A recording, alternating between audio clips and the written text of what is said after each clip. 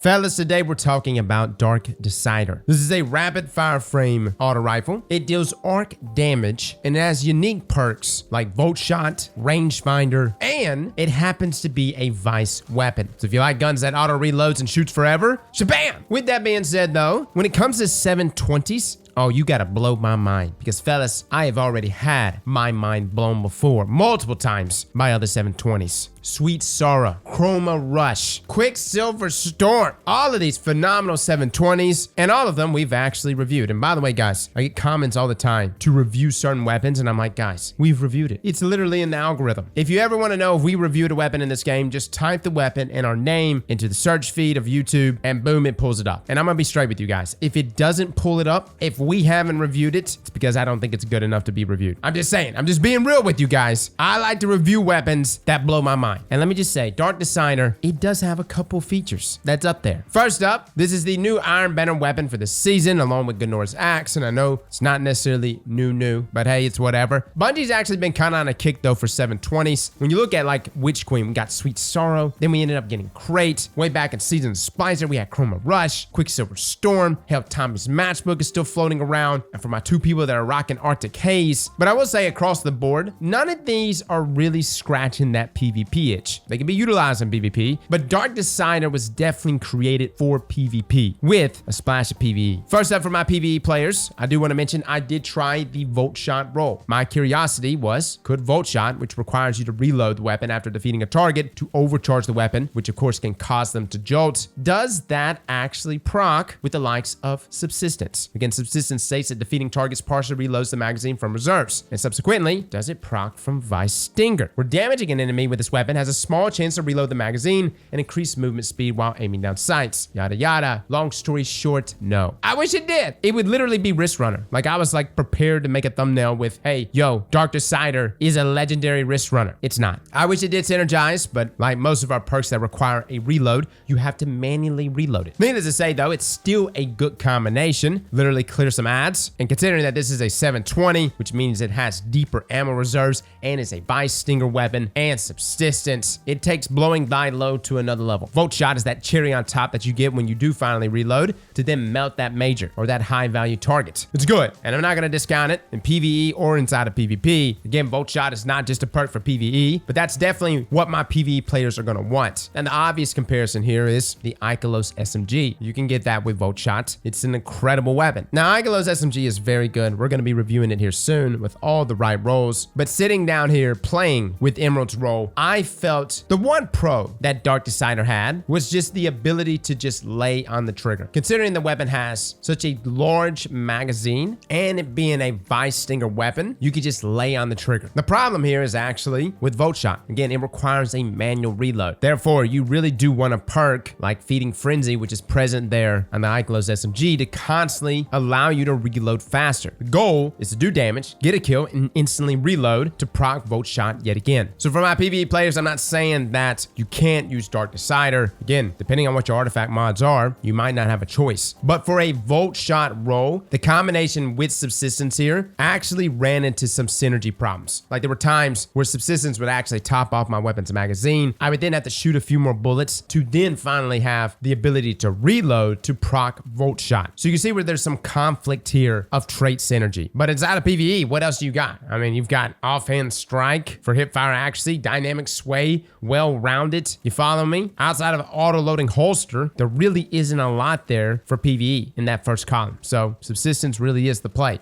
And you can combine that with Golden Tricorn. You can combine that with Volt Shot. All I'm saying is the Volt Shot combination there with Subsistence ran into some issues when it came to synergizing. What it does allow you to do though is again, you can clear an entire room of miners, turn around, reload, and proceed to focus on that high health target without really ever having to reload but once. With that being said, let's talk about PvP, guys. Oh boy, we have seen lots of things said about this weapon inside of PvP. A lot of people are really saying it's garbage. Now, from someone who has actually played with Valakadon, I know this gun model. Bungie's used it multiple times, and I like that thick reticle. This weapon is so identical though to Sanwas. I literally pulled out both these weapons, and you couldn't even tell the difference. Now, I did want to sit down and really discover what is it about this weapon people are not liking. Immediately, Les was talking about how the weapon had way too much recoil. But after messing around with it myself. Outside of our exotics, I think its recoil is pretty much in line with what we've seen from other legendary 720s. Now, what made Sandwasp, which is a blue auto rifle, what made this auto rifle so good? Actually, two things, guys. Number one, or actually three. Number one, arrowhead break. Number two, high caliber rounds. And number three, dynamic sway reduction. Guys, dynamic sway reduction is present here on Dark Decider. It boosts the accuracy and stability while continuously holding down the trigger. Now, this increases really based on the rate of fire of your weapon, but the accuracy greatly amps up as you hold down the trigger, and it adds up to like plus 10 stability. But stated here from Bungie, actually, in a TWAB back in October, they talked about dynamic sway, and they stated that dynamic sway reduction seems like one of the most misunderstood perks in the game. And the question was, can you explain a little bit about how that works? Bungie replied, dynamic sway reduction starts working as soon as you start firing, and each subsequent shot improves its effects, increasing accuracy and stability until it maxes out around 20 shots. So again, it is not based on time, but instead rate of fire. And stated here at the end, high rate of fire weapons get maximum benefits more quickly than lower rate of fire weapons. Needless to say, guys, dynamic sway is in great effect on a rapid fire frame like this one, being a 720. And you can actually see when we're sitting there doing recoil tests, you'll notice when dynamic sway starts to kick in. Yes, you've got some deviation, whether it's zigzagging left or right,